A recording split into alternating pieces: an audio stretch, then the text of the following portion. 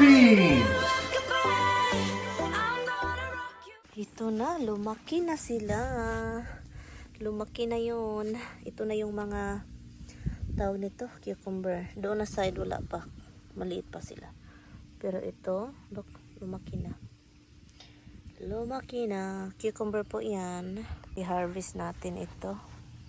Kasi look, nagbulak na talaga. Look, ang salad din. Kailangan ipakain ni Mister. Look, ito. Ito yan, lutuin natin ito mamaya. Look, nagbulak na kasi sila guys. Oh. Harvest natin yan. Pero bago yan, maglinis tayo dito. Dito oh. Oh, malinis naman dito. Ito. Yung mga ganito oh. Kukunin ko lang siya. Yan. Kasi lalaki po ito and then mahirap na siya kunin kapag lumaki na. So, yun. And yun yung gawain ko ngayon. Kahapon doon ako naglinis oh. So, malinis na siya. Dito. Kailangan ko pa ng maraming mga pananim guys. Wala pa masyado. Ay, ganito talaga tong damo dito oh. Lalo na ito oh. Yung parang kumakalat siya ba? Ito yun, ito siya oh. At saka, ang lalaking mga tawag nun. Yung roots niya ba? Kahit saan mapunta. Ito yun siya oh. Oh, tignan nyo. Yung roots niya, oh. Oh, kahit saan mapunta, papunta yan doon. Iwan ko na lang, look, oh. Ganito yun, guys. Ito siya, ito yung string beans natin. Kailangan natin protektahan. Hindi, nagpasidling pa ako ng marami. Kasi yung iba, look, ito yung roots, oh. Ang laki ng roots, kaya nakakagalit talaga ito. Oh, ang laki ng roots, oh. Kahit saan siya magpunta, oh. And then, pabalik-balik na lang ito. Ito na lang gawain ko. Palagi na lang ako pabalik-balik nito. Kasi, hindi talaga siya mawawala. Ay, nako. Kaya palagi na lang ako nitong ganito. Kuha ng kuha. Yung mga ito. Damong ito. Ito guys. Pero kailangan kong gawin eh. Kasi gusto kong mag-harvest. May ma-harvest tayo sa summer. Summer na nga siya eh. Dapat may ma-harvest tayo. Look, ito dito. So, yun na nga guys. So, dahil lumaki ako sa bukirin, so kaya sanay na sanay ako at wala akong pakialam kapag nasa ilalim ng araw tayo. Kasi sanay na ako yung maguna. Naalala ko yun noon sa bukirin, guna-guna. Yung tawag namin sa amin, maguna. Para linisin yung sa tawag nun, sa maisan, sa cornfield. So, yun.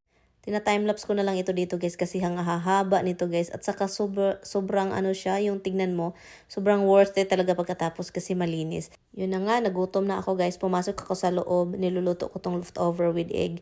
Kaso si Mister, ang pangit talaga yung pakiramdam niya. So yun, nagkasakit ako. Okay, guys, harvest tayo. Harvest tayo ng ito. Kailangan ko din itong i-harvest guys kasi look, ang tignan nyo, nagbunga na siya, nagbulak na. At saka pangit na ito kapag sobrang tumanda na yung bok choy, yung pichay. At also, good timing din na ngayon natin i-harvest kasi para makainom. At saka makakain din si Tami ng sabaw sa manok. Manok na sabaw, sinabawan. At kahit wala siya masyadong ingredients, ito lang yung gulay na nilagay ko guys. Masarap naman siya. So yun, so iwan ko kung anong naramdaman ni Tami. Iba talaga yung pakiramdam niya. Sakit ng ulo, sakit ng katawan, ubo ng ubo. Hindi ko mag-get. So, lutuin ko lang ito siya guys. Simple lang naman. Gusto ko lang isabaw siya sa manok. So, yun lang. And para makahigop din ako ng sabaw at saka si Mister. So, kahit wala ng ibang gulay, ito lang. Okay na, bites na to. Alam nyo na. Hugasan ko lang siya ng maayos. Isa-isahin ko. And then, para talagang sure na malinis siya. Okay. So, and then, lutuin natin. So, ngayon, dito tayo sa labas na naman. I-harvest na naman natin itong first harvest ko ng lettuce, guys. Kasi, this year, kasi po, every year na lang, this is my second year sa gardening. I think third or second. And, yun, nagtatanim talaga ako nito intentionally para kay Mister. Kasi gusto kong makakain siya ng salad. And then, nagsidling na naman ako para next time may makain na naman siya. Kailangan every time kasi mag-harvest, kailangan mo magtanim. So, kaya sidling ako ng sidling din. At saka masaya naman kasi masarap talaga itong klaseng salad na ito, guys. Meron na siyang salad. At saka meron ng bok choy. Hugasan lang natin to isa-isa. So, look, ang ganda. Purple. Look. Hi guys. So, ngayon guys, magluto ako ng ang salad. Meron na tayong salad. And then, hindi okay yung pakiramdam ni Mister. So, yun. Hindi okay pakiramdam niya. Kaya, lutuin natin yung chicken. At saka yung hinarvest natin na bok choy. Ayan lang. And, hanap tayo ng onion. Onion dito nakat na. Marami naman kaming ulam guys. Kaso lang, so na-harvest ko na yung bok choy natin. Galing sa basura. Galing sa basura talaga. Galing sa garden natin. Finally nakapag-harvest na tayo ng ano natin, di ba? Galing talaga sa garden. At saka yung salad, merong salad si Mister. And hindi okay pakiramdam niya guys. Kanina pa yung umaga. Naligo siya. Luto lang tayo ng sinabawan.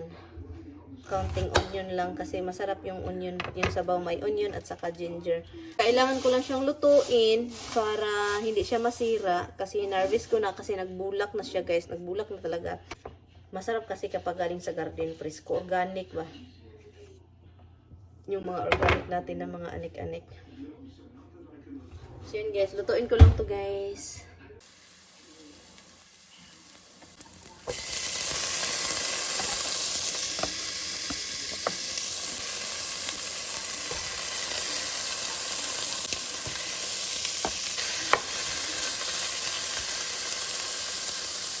And yes, nilalagyan ko siya ng kamatis kasi masarap yung kamatis guys. Iwan ko, may nabigay kasi siyang lasa at saka color yun sa sabaw. Masarap talaga pag may kamatis. Iwan ko yung iba hindi mahilig sa kamatis kapag nilagang manok. Nilagang manok pa yan. Anyway, ito na yun siya guys. Salad, ready na. And gustong gusto ni Mr. ito. Kaso lang hindi niya gusto yung cut ko kasi gusto niya yung ikakat ko daw yung salad na sobrang liit. Ay, ang sarap pakinggan ng ulan.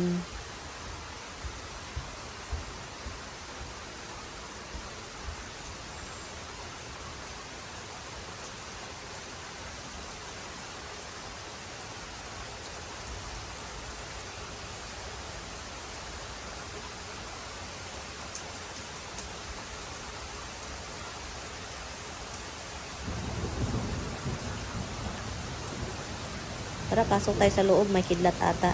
Anyway guys, salamat sa panonood guys. Nagustuhan ni Mr. yung sabaw at saka yung salad. Hi guys! So ngayon guys, i-in ko na tong vlog. Pasensya na guys, update lang.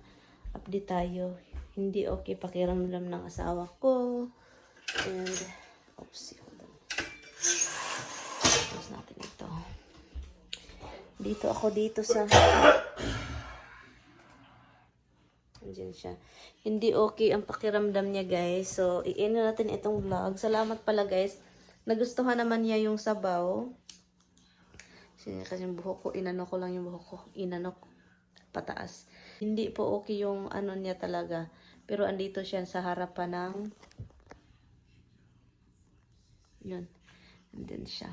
Meron lang siyang ginagawa. At saka... Sin guys, nagbagyo kanina. Uy, na umulan. Yung sakit ng ano ko dito. Guys, nagustuhan niya yung sabaw kahit hindi okay yung pakiramdam niya. Kailangan lang niya talagang kumakain ng sabaw. And iwan ko yung likod niya sobrang sakit daw. Yung hindi ko alam guys kung ano yung naramdaman niya kasi yung sakit daw, pasensya na kayo ha. Yung sakit daw is dito sa gilid, papunta doon sa paa. So sabi ko sa kanya yung baka yung kidney niya ba? Kasi ganyan yan siya. And then guys, alam nyo guys, yung left ba yun? Yung left foot niya, hala guys, uy, nagsinaw guys, is shiny. Dahil sa sobrang, yung sulin ba, yung parang, basta yung sa Bisaya, basta nagsulin yung left leg niya. Sa sobrang sulin, parang mafe-feel mo ba, iganon mo tubig ba, sa ano, so, kaya sabi ko, oh my God, dahan-dahan ka talaga. Sabi ko, igalaw-galaw mo yung katawan mo. Kasi naano ako sa kanya kasi kapag naano ako kasi kaninang umaga kasi pagbangon niya, ganun siya. Tingin ako sa paa niya agad kasi ganyan naman ako. Chinecheck ko yung paa niya kasi lately palaging swollen. And then, pag swollen yung paa niya, meron siyang naramdaman dito sa gilid. And then, yung sakit na yun is from here patungo sa paa niya doon sa baba. Sabi ko, iba-iba na kasi yung naramdaman talaga niya. Yung kidney niya at saka yung back pain. Yung parang nag-ano na lahat at saka yung migraine niya palagi. And alam niyo, nag-alala ako kasi may trabaho yan. May trabaho yan darating. And hindi ko alam guys. Pero yun, mabuti na lang kumain siya sa naluto natin na harvest galing sa garden. Dito ako sa bathroom kasi magre-ready lang ako guys. I-in ko lang itong vlog. And so yun lang yung update guys. Meron lang siyang pinunta doon sa laptop kahit hindi okay yung pakiramdam niya. Kanina nagganon-ganon talaga siya naglakad yung sobrang sakit daw niya. Ang pinag-alala ko yung sakit sa gilid papunta sa baba at saka yung suli na paan niya na isa. Grabe talaga. Alam niyo ang ginawa ko, binasahi ko guys, ginanon-ganon ko. Ito ito pagkatapos niya naligo, alam niyo kung anong ginawa ko? Ginanon-ganon ko sa paan niya guys. Sabi pa niya, ang sarap daw sa pakiramdam. Hairbrush po ito. Hindi niya palagi ginagamit ba? So ang ginawa ko is guys, kung meron kayong hairbrush na ganito guys, ganito, na may pointy-pointy, ganon, may buhok pa siya, iganon nyo sa paa nyo guys, it feels so good. Kung yung asawa ninyo magpamasahe, gamitan ninyo ng hairbrush, ganito, dahan-dahan lang kasi, you know, pero masarap talaga siya pakiramdam guys. Masarap sa pakiramdam, parang may nagbasahe sa paa. Sabi pa niya, wow, ang sarap daw sa feeling. Kaya ginanon-ganon ko na lang siya. Kasi hindi ko talaga minasahi ko guys. Hindi ko kinaya sa kamay. So kaya ito yung napagdesisyonan ko. Ginanon-ganon. Meron naman kaming massage electric. Pero ayoko na mapunta sa taas kasi anon sa taas kasi. So ito, masarap sa feeling talaga. So anyway guys, i-in ko na tong vlog. Thank you guys sa panonood. And yun, pasensya na guys ha. Na wala ako masyadong ganap. And yun, nakapag-harvest tayo. Una nating harvest. Hala, meron na pala ito. Una natin yung harvest sa bok choy. Pero hindi na ako ng bok choy guys. Hindi na ako nagsidling. Ang sinidling ko lang is nagsidling ako ng litos. Kasi yung litos is parang may salad si Mr. palagi. Kasi mahilig talaga yun sa salad. But anyway guys, i-in ko na to. Thank you so much sa panonood. Kita-kits tayo sa susunod na vlog. Bye guys, pasensya na. Dito ako in sa CR. Bye guys, thank you for watching.